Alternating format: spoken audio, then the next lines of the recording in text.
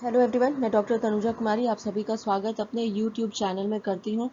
आज मैं आप लोगों से तुर्कान-ए-चहलगानी के विषय में बात करूँगी। If we discuss about Turkan e Chahalgani, as we all know, during the rule of Iltutmish, the slaves were basically the part of the administrative structure or the nobles of the Iltutmish. As the slaves at that time had become powerful, Iltutmish just to control how to control the slaves and also to provide such position to them that a faithful class is created for the safety of the Delhi Sultanate. If अगर हम लोग आगे बात करते हैं कि अगर तुर्कानी चहलगानी के विषय में, तो यहाँ पे ये कहा जा सकता है कि तुर्कानी चहलगानी ने उस समय भारत में इल्तुतमिश के शासन को स्थापित करने का कार्य किया था।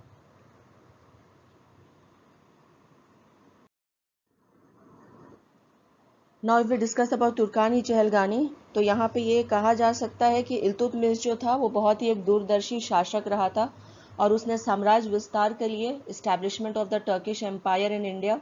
इन सभी को ध्यान में रखते हुए तुर्कानी चहलगानी दल का निर्माण किया था।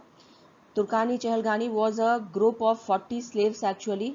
who were the supporters of Iltutmish also and also worked against him also, as we will talk about this further. अगर हम यहाँ पे जानना चाहेंगे और इल्तुतमिश के द्वारा तुर्कानी चहलगानी की जो स्थापना की गई थी उसके विषय में, तो यहाँ पे आगे हम इस तरह से हम इसको चर्चा को आगे यहाँ पे बढ़ाएंगे कि और देखेंगे कि तुर्कानी चहलगानी का उस समय में क्या योगदान रहा था साम्राज्य में भी, और जो प्रशासनिक प्रणाली रही थी और जो नोबिलिटी का जो क्लास डेवलप हुआ था उस समय में, उसमें भी। अब यहाँ पे फर्स्ट तुर्कानी चहलगानी के विषय में जब हम बात करते हैं, तो फर्स्टली यहाँ पे हम लोगों को देखना होगा कि जो इल्तुतमिश का शासन रहा था या जो साम्राज्य का स्थापना हुआ था भारत में स्लेव डायनेस्टी का, उसमें तुर्कानी चहलगानी का बहुत इंपॉर्टेंट रोल था। और यहाँ इल्तुतमिश के विषय में यदि हम बात करें तो एक दूरदर्शी शासक रहा था जिसने न सिर्फ साम्राज्य के विस्तार करने की पूर्ण सफलता ही नहीं प्राप्त कर सकी थी, बल्कि इसलिए भी कि साम्राज्य को किस प्रकार से सुदृढ़ तरीके से भारत में स्थापना इसकी की जाए। और इन प्रयासों का ही सब हम कह सकते हैं यहाँ पे कि सबसे महत्वपूर्ण पक्ष के तौर पे जो उभर के आया था वह तुर्कानी चहलगानी या चालीसा दल के रूप में उभर करके आया था। यहाँ पे यदि हम बात करते हैं इल्तुतमिश के विषय में, तो इसके शासन काल के प्रारंभिक दौर में ही विद्रोही सरदारों के द्वारा इल्तुतमिश को इसका सामना करना पड़ा था और इसी के साथ उसने एक ऐतिहासिक निर्णय भी लिया था कि अपने 40 गुलाम सरदारों को शामिल करते हुए तुर्कानी चहलगानी में या चालीसा दल में एक संगठन को अस्तित्व में लाया जाए, जिसे उसने तुर्कानी चहलगानी का नाम दिया था।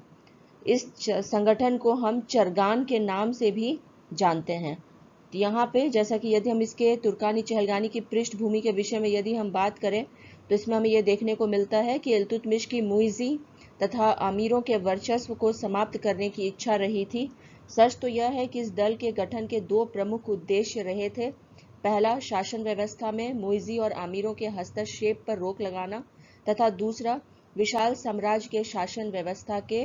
व्यवस्थित संचालन के लिए एक नवीन शासन वर्ग का गठन करना। तो यहाँ पर टू कॉजेस के विषय में यदि हम बात करें कि आखिर में क्यों जो है तुर्कानी चहलगानी की व्यवस्था स्थापित की गई, तो firstly to organize the administrative structure of the empire and also to provide a sound basis for the newly established slave empire. Turkani Chahalgani संगठन या व्यवस्था का जब हम अध्ययन करते हैं, तो इस व्यवस्था में हमने निम्न बातें जो हैं वो दिखाई देती हैं। तुर्कानी चहलगानी जिस प्रकार से स्थापित किया गया था इल्तुतमिश के द्वारा, ऐसा उल्लेख हम फिर बाद में कभी भी ना स्लेव डायनेस्टी के अधीन और न आगे अन्य किसी भी शासकों के द्वारा दिल्ली सल्तनत के समय में देखते हैं। तुर्कानी चहलगानी के विषय में यदि हम बात करें तो एक शक्तिशाली संगठन रहा था और वास्तव में बहुत हद तक एक समानांतर शासक की भूमिका में भी दिखाई देता था। और यहीं पे जब हम इसके विषय में बात कर रहे हैं कि समानांतर शासक का, तो ये दिखाता है कि कितना स्ट्रॉन्ग ये ऑर्गेनाइजेशन जो है तुर्कानी चहलगानी का रहा था, क्योंकि बहुत बार हम ये देखते हैं कि जो सुविधाएं इल्तुतमिश के पास में शासक के तौर पे रहे थे, वो तुर्कानी चहलगानी के कुछ सदस्यों के पास में भी रहा था। यही कारण है कि इसमें शामिल 40 आमिर अपने आप को काफ़ी उच्च पदाधिकारी के रूप में देखते थे और इस संगठन के बाहर के आमिरों को है की दृष्टि से देखते थे, चाहे वो तुर्क हो या साजिक हो। और यहाँ पे इसके विषय में कि आखिर में तुर्कानी चहलगानी जो है उसमें कौन से जाति के लोग आते थे, इसके विषय में भी बहुत अधिक हम देखते हैं कि विरोधाभास भी है, क्योंकि बहुत सारे इतिहासकारों का ये भी कहना है कि इसमें स्लेव्स भी थे, परंतु कुछ जो है यहाँ पे कि जितने भी जो हायर जो ट्राइब्स को बिलोंग करते थे या क्लास को बिलोंग करते थे वो तुर्कानी चहलगानी में आते थे। इस दल में शामिल आमिरों को इस गर्व और घमंड के कारण साधारण शासन व्यवस्था के संचालन में सुविधा भी होती थी। तुर्कान चहलगानी में शामिल आमिर अपने आप को विशेष व्यक्ति का दर्जा दिए जाने से काफ़ी गौरवान्वित महसूस करते थे। तो यहाँ पे एक पैसिफिकेशन जिसको बोलते हैं, any ruler who establishes their empire always tries to pacify a group who have a strong hold in the society or in the administrative structure। और यहाँ पे ये विशेष व्यक्ति का जो दर्जा एक प्राप्त हुआ था उनको तुर्कानी चहलगानी में शामिल करके ये दर्शाता है कि इल्तुतमिश जो है वो कितनी दूर की सोच भी रखता था और यहाँ पे बहुत जो स्ट्रॉन्ग होल्ड रखने वाले जो व्यक्ति थे उस समय के एडमिनिस्ट्रेटिव स्ट्रक्चर हो या सोसाइटी के, इस वजह से इल्तुतमिश के साथ बने हुए रहे थे। इल्तुतमिश के द्वारा इस दल में शामिल आमिरों की स्वामी भक्ति पर पूर्ण विश्वास किए जाने से इन आमिरों को उनकी महत्वाकांक्षा भी यहाँ पे हम देखते हैं कि बहुत अधिक बढ़ गई थी। जब तक इल्तुतमिश जिंदा रहा तब तक वह इस दल से बहुत हद तक इसको अनुशासित रख पाया था। जैसा कि हम जानते हैं, जब भी कोई ग्रुप हो या एडमिनिस्ट्रेटिव स्ट्रक्चर जो चलाने वाला जो हेड होता है उसके अधीन जितने भी कार्य करने वाले लोग होते हैं उसकी बात तब तक ही सुनते हैं जब जो हेड है वो बहुत ही सशक्त व्यक्तित्व रखता हो। और यही चीज हमें तुर्कानी चहलगानी के विषय में भी दिखाई को देखने को मिलता है, क्योंकि Iltutmish he was himself a very powerful and a strong ruler, जिस वजह से जो तुर्कानी चहलगानी है बहुत एम्बिशियस इसमें आमिर वर्ग के लोग थे, परंतु इसके बावजूद भी हम देखते हैं कि इल्तुतमिश ने कंट्रोल में रख पाया था। किंतु जैसे ही उनकी मृत्यु हो गई थी, आमिर एक दल के रूप में संगठित होकर कार्य नहीं करने को प्राथमिकता देने लगे थे, जिससे शासन व्यवस्था के संचालन में कठिनाई होने लगी थी। तो ये क्योंकि खुद ही को अपने आप को शासक के तौर पे स्थापित करने का प्रयास यहाँ पे कर रहे थे, तो जिस वजह से यहाँ पे हम देखते हैं कि जो संगठित होकर इनका जो कार्य करने का जो कार्य रहा था या जो इनके द्वारा जो कार्य इनको दिया गया था किया जाता था इल्तुतमिश के शासनकाल के समय में, वो बाद में हमें दिखाई नहीं देता है। आमिरों का यह दल अपने आप में ही विरोधाभास को समावेशित भी किए हुए था। अब यहाँ पे यदि हम बात करें कि यहाँ आमिर दल का जो है क्या उनका विचार रहा था या किस प्रकार से उनकी कार्य जो प्रणाली रही थी, तो यहाँ पे हमें यह देखने को मिलता है कि प्रत्येक आमिर अपने आप को दूसरों से अधिक बुद्धिमान मानते थे और उनका यह प्रयास होता था कि शासन व्यवस्था के संचालन में उसी के विचारों को प्राथमिकता दी जाए। बाहर से यह दल जितना संगठित भी क्यों नहीं नजर आता था, फिर भी इस दल में शामिल आमिर वर्ग के लोग एक दूसरे के समकक्ष, कभी भी एक दूसरे के खिलाफ या एक दूसरे के समक्ष झुकने को तैयार नहीं होते थे, जिससे एक सर्वमान्य राय के साथ शासन का संचालन करना काफी कठिन हो गया था। यही नहीं, इस दल में शामिल आमिर एक दूसरे को नीचा दिखाने तथा अपनी श्रेष्ठता साबित करने के लिए साजिश भी करते रहते थे। तो एक हम यहाँ देख सकते हैं कि वो कॉन्स्पिरेसी जो होता है, कोई भी अगर हायर क्लास जो सोसाइटी का या एडमिनिस्ट्रेटिव स्ट्रक्चर का उस समय रहा था, ये बिल्कुल हमें तुर्कानी चहलगानी में दिखाई देता है। तुर्कानी चहलगानी में शामिल सदस्यों के बीच प्रोत्साहन के तौर पर आर्थिक, राजनीतिक या सामाजिक पक्ष को ध्यान में रखते हुए पदों तथा सम्मान के वितरण को लेकर भी समस्या उत्पन्न हो जाती थी। इच्छा अनुसार पद और प्रतिष्ठा नहीं मिलने पर ये केंद्र के विरुद्ध ही साजिश करने लगते थे। तो फर्स्टली यहाँ पे the post which were provided to the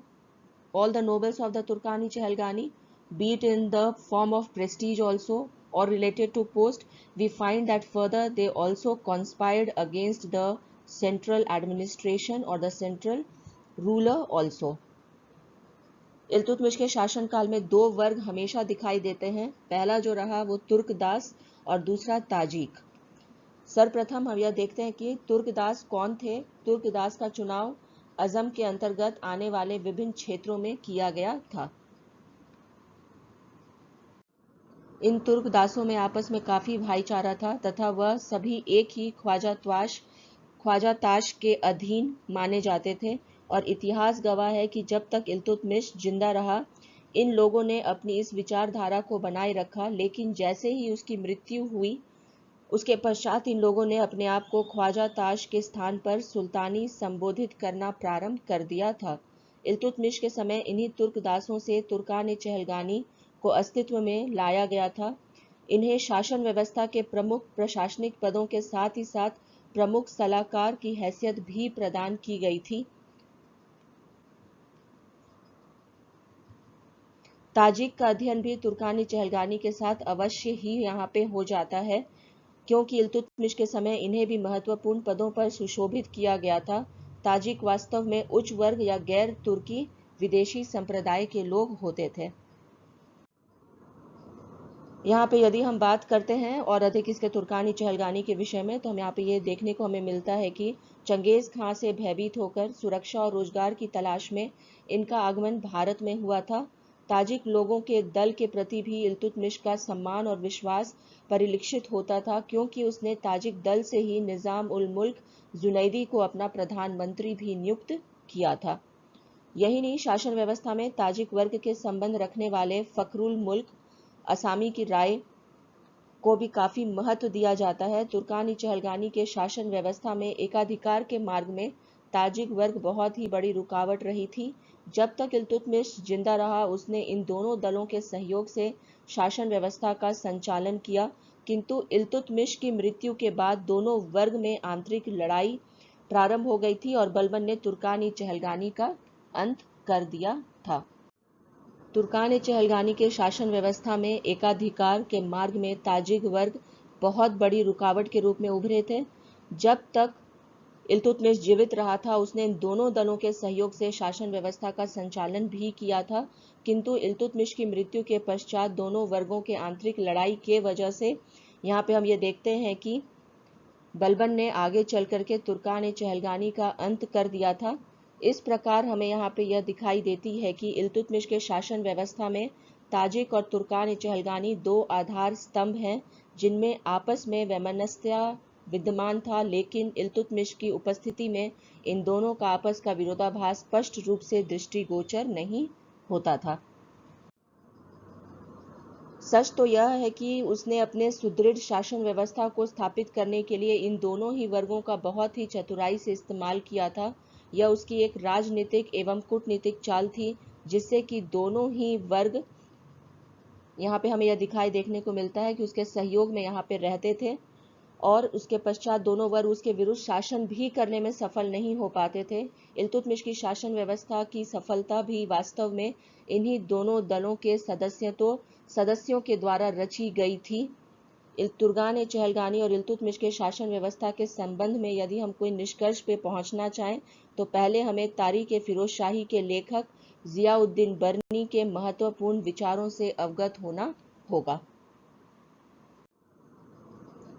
Ziauddin बर्नी ही एक ऐसे लेखक थे जिन्होंने इल्तुतमिश के समय शासन व्यवस्था के इस महत्वपूर्ण दल के संदर्भ में अपने विचारों को व्यक्त किया था और जिसे आधार मानकर इतिहासकारों ने उस काल के इतिहास का सृजन भी किया है। इल्तुतमिश के शासन व्यवस्था के बारे में बर्नी ने के अतिरिक्त मिन्हाज-उस-सिराज ने अपनी पुस्तक तबाक़त-ए-नसीरी में लिखा है कि चालीसा दल के सदस्यों के पद तथा उनकी संख्या का कोई स्पष्ट आधार नहीं है। तो यहाँ पे जैसा कि मैंने पहले भी कहा आप लोगों से कि तुर्कानी चहलगानी के विषय में इतिहासकारों के मध्य में जो है वो हमें विरोध देखने को मिलता है, और ऐसा नहीं है कि जो मॉडर्न हिस्टोरियंस हैं उन्हीं के मध्य में ये कंट्रोवर्शियल एस्पेक्ट है। रादर हम यहाँ पे ये भी देखते हैं कि उस समय के जो कॉन्टेम्प्ररी हिस्टोरियंस थे, या वो बर्नी रहे हो या मिन्हाज-उस-सिराज रहे हो, they have projected their views regarding Tabaqat in their books Tabaqat i Nasiri and also that Ziauddin Barni has said about the Turkani Chehalgani. Both the historians project the theory about the Turkani Chehalgani here differently.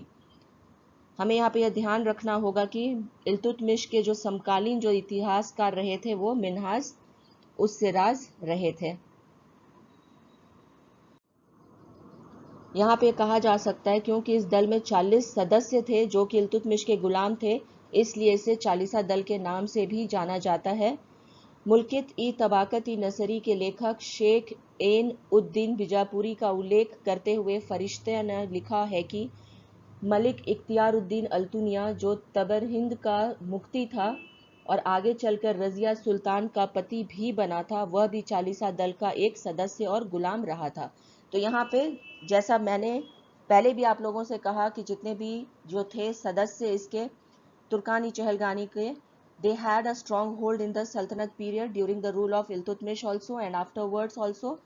The example which we can find here is that the husband of Razia Sultan was also one of the members of the तुर्कानी Chahalgani. तो यहाँ पे ये बेहतर समझा जा सकता है कि तुर्कानी चहलगानी जो रहा था वो बहुत ही इम्पोर्टेंट एक ग्रुप रहा था, जो उस समय इल्तुतमिश के शासनकाल के समय में भी और आगे चल करके भी उनका कहीं ना कहीं इम्पोर्टेंस जो है वो बना हुआ रहा था दिल्ली सल्तनत में। मगजान अफगानी सुल्तान कुतुबुद्दीन ऐबक को भी एक चहलगानी ही बताते हैं। अब यहाँ पे मैं आप लोगों को इस विषय में बताना चाहूँगी कि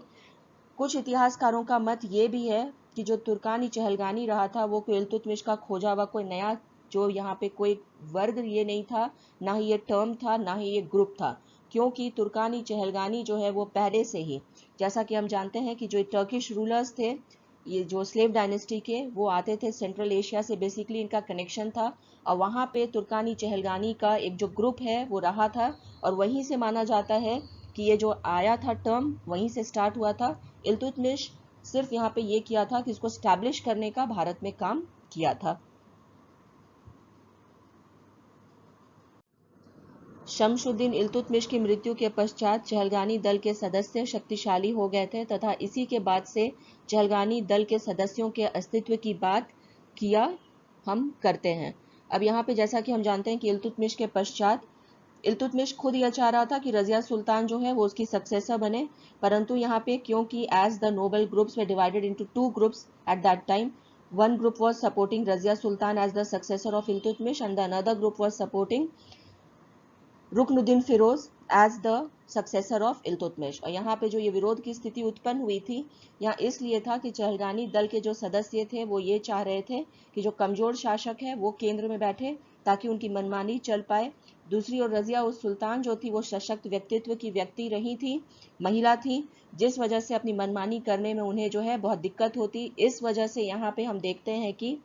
जो इल्तुतमिश के शासन के बाद में उन्होंने यहाँ पे जो एक ग्रुप रहा था जो ज़्यादा पावरफुल था, उन्होंने सपोर्ट किया रुकनुद्दीन फिरोज को और वो शासक भी बना इल्तुतमिश के पश्चात। और इस यही कारण एक वजह रहा था कि आगे चल करके हम देखते हैं कि जो चहलगानी के सदस्यों की जो अस्तित्व थी वो बहुत अधिक यहाँ पे शक्तिशाली भी बाद में हम देखते हैं कि हो गया था।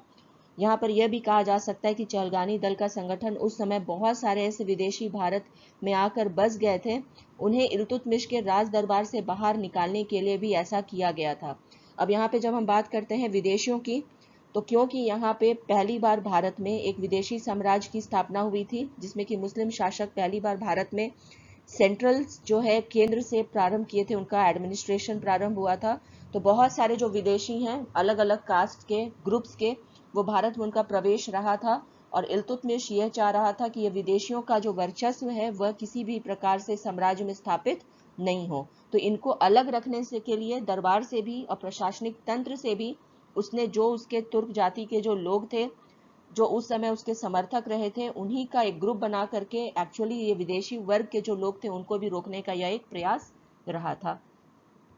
इतिहासकार यह भी बताते हैं कि चालीसा दल सिर्फ इल्तुतमिश के गुलामों तक ही सीमित रहा था। मिनाज-उस-सिराज ने सिर्फ 8 आमिर वर्ग के लोगों की जानकारी दी है। तो यहाँ पे फिर से हम देखते हैं कि हमें अलग अलग जो डाटा है या डिटेल्स मिलता है तुर्कानी चहलगानी के जो सदस्य रहे थे 40 उनके संबंध में। इल्तुतमिश के शासनकाल में 5 उमरा वर्ग के विषय में मिनाज-उस-सिराज ने अपनी पुस्तक में उल्लेख किया है। इन्हीं 8 में से हम यह देखते हैं कि जो 5 उमरा वर्ग के जो लोग हैं उनका उल्लेख आगे मिनाज-उस-सिराज के द्वारा भी किया गया है। बर्नी का कहना है कि चहलगानी दल के सदस्यों ने खान की उपाधि अपना ली थी। ये जो खान उपाधि था सबसे ये हम कह सकते हैं जो सबसे उच्च पदस्थ जो लोग थे जिनका सोसाइटी में भी सबसे उच्च स्थान होता था उनके द्वारा खान की उपाधि अपनाई जाती थी। और ऐसा ही हम देखते हैं कि इल्तुतमिश के जो चहलगानी के जो सदस्य थे उन्होंने यहाँ पे खान की उपाधि को अपनाया था। बर्नी ने चहलगानी दल के उमरा वर्ग के कुछ लोगों के नामों की भी जानकारी दी है, जिनमें उलुग खां बलबन, अलाउद्दीन किसलू खां, शेर का सक्कर, अवध के मुफ्ती मलिक तैमूर खान, लखनौती के मुफ्ती मलिक मोहम्मद अरसलान खान, मलिक इमाद उल मुल्क, मलिक आमिर अली सर जानदार, हातिम खां। इनका हम कह सकते हैं कि सबसे इम्पोर्टेंट जो है वो प्लेस रहा था जो नोबल क्लास था या नोबिलिटी में उस समय के तुर्कानी चहलगानी में। फरिश्ता ने मलिक इख्तियारुद्दीन अल्तुनिया रजिया के पति के नाम का भी इस दल के विषय में उल्लेख किया है। तारीख मोहम्मदी के लेखक मोहम्मद बिहमद खां के अनुसार मलिक असदुद्दीन जो फिरोज शाह तुगलक के उमरा वर्ग के व्यक्ति थे या उसके सदस्य थे, उन्होंने भी चहलगानी उपनाम का उपयोग यहाँ पे किया है। तो यहाँ पे हम देख सकते हैं ये जो चहलगानी उपनाम का उपयोग किया जाना ये भी दर्शाता है कि किस प्रकार से चहलगानी जो यहाँ पे कह सकते हैं हम कि जो प्रेस्टीज को उसको इंडिकेट करता था वो आगे भी चला आ रहा था, जैसा कि अभी मैंने इसके उल्लेख के विषय में आप लोगों से यहाँ पे बात भी की है। यह दर्शाता है कि इल्तुतमिश के शासनकाल के चहलगानी गुलामों का वह उत्तराधिकारी रहा होगा। बर्नी ने खुद ही कहा है कि चालीसा दल से जुड़े हुए उमरा वर्ग के लोग बहुत ही शक्तिशाली थे तथा साम्राज्य के सभी मामलों पर अपना वर्चस्व बनाए हुए थे। चहलगानी का अर्थ यह नहीं है कि उनकी संख्या 40 नहीं थी। यह दर्शाता है कि इल्तुतमिश के शासनकाल के चहलगानी गुलामों का वह उत्तराधिकारी रहा होगा। बर्नी ने खुद ही कहा है कि चालीसा दल से जुड़े हुए उमरा वर्ग के लोग बहुत ही शक्तिशाली थे तथा साम्राज्य के सभी मामलों पर अपना वर्चस्व बनाए हुए थे। चहलगानी का अर्थ यह नहीं है कि उनकी संख्या 40 ही रही थी, बल्कि उनका यह कहना है कि कोई भी इस दल का सदस्य हो सकता था जिसे सुल्तान शमशुद्दीन इल्तुतमिश के उत्तराधिकारी के खिलाफ खड़ा किया जा सकता था। चहलगानी दल के इल्तुतमिश के गुलाम एक प्रकार से कहा जा सकता है कि एक नवीन मुसलमान वर्ग था तथा इसमें उमरा वर्ग के लोग थे जैसे कि खिलजी सरदार और अमीरान ई सदा, जिनका उल्लेख हम मोहम्मद बिन तुगलक के शासनकाल में भी देखते हैं। और ये मोहम्मद बिन तुगलक के शासनकाल में अमीर सदा जो थे इनका लगातार विद्रोह भी हुआ था मोहम्मद बिन तुगलक के शासनकाल में, और ये के बहुत बड़े कारणों में भी रहा था इल्तुतमिश के पतन का, या आगे चल करके जो है तुगलक वंश के पतन में भी। अब यहाँ पे यदि हम बात करते हैं तुर्कान चहलगानी के विषय में, तो तुर्कान चहलगानी एक प्रकार से उस समय के इल्तुतमिश के शासनकाल के समय में किस प्रकार से जो सामाजिक संरचना रही थी उसको भी दर्शाने का काम करता है। तो यहाँ पे ये कहना गलत नहीं होगा कि जो तुर्कानी चहलगानी थी वहाँ पे वो सैन्य असैन्य दोनों सेवाओं को दर्शाने का काम करता है, क्योंकि बहुत सारे जो चहलगानी सदस्य के जो लोग थे वो सैन्य जो सेवा है वो भी प्रदान कर रहे थे और शासक भी रहे थे कुछ क्षेत्रों के। तुर्कानी चहलगानी का जो अर्थ है यहाँ पे ये सिर्फ ये नहीं निकाला जा सकता है कि वो नोबिलिटी क्लास के लोग थे जो कि राज दरबार के साथ में सिर्फ जुड़े हुए थे। बहुत सारे सदस्य जो रहे थे तुर्कानी चहलगानी के वो किसी न किसी क्षेत्र के शासक भी रहे थे। अब जैसा यहाँ पे हम देखते हैं कि जो नोबिलिटी क्लास है उनका दिल्ली सल्तनत में बहुत अधिक इम्पोर्टेंस रहा था। नोबिलिटी जो क्लास रहा था, अगर हम पूरे दिल्ली सल्तनत को उसके पॉलिटिकल सेटअप को यदि हम पढ़ना चाहें और समझना चाहें तो यहाँ पे नोबिलिटी क्लास का जो स्ट्रक्चर था और किस प्रकार से उसने प्रभावित किया था उस समय के समाज को, प्रशासनिक तंत्र को और शासक को भी, यहाँ पे ये समझना बहुत ही हम कह सकते हैं कि ये कठिन भी है, क्योंकि बिना नोबिलिटी के स्ट्रक्चर को पढ़े हुए हम लोग उस समय के दिल्ली सल्तनत के जो पूरा सेटअप या कॉम्पोजिशन ही रहा था उसको हम नहीं समझ सकते हैं या उसको समझा नहीं जा सकता है। यहाँ पे एक और तथ्य है जिसके विषय में मैं आप लोगों से उल्लेख करना चाहूँगी कि तुर्कानी चहलगानी के विषय में ही बहुत सारे जो हिस्टोरियंस हैं वो कंट्रोवर्शियल एस्पेक्ट्स हमारे समक्ष आता है, जैसा कि मैंने पहले भी कहा। परंतु यहाँ पे ये जरूर कहा जा सकता है कि जो यहाँ तुर्कानी चहलगानी था वो सबसे पावरफुल ग्रुप रहा था जिसको कि शासक भी लगातार कंट्रोल में रखने का प्रयास करते थे। इल्तुतमिश स्पेशली नोबिलिटी क्लास जो था जुड़ा हुआ तुर्कानी चहलगानी के साथ में, उसके साथ में अपने संबंध को बेहतर बनाते हुए जो एक एम्बिशियस क्लास रहा था या ग्रुप रहा था उसको कंट्रोल करने में आसानी हुई थी इल्तुतमिश को, और शायद अगर ऐसा नहीं होता या ये ग्रुप नहीं बनता तो जो हम भारत का इतिहास अभी पढ़ते हैं या दिल्ली सल्तनत की जो स्थापना हो पाई थी वो संभव ही नहीं हो पाता। इसी के साथ मैं अपनी इस चर्चा को यहाँ पे विराम देती हूँ। यदि आप लोगों को मेरा यह वीडियो पसंद आया हो तो प्लीज़ लाइक करें, शेयर करें और सब्सक्राइब करें, और अपने ग्रुप्स में भी इसको शेयर करें और फ्रेंड सर्कल में। Thank you. Please stay connected.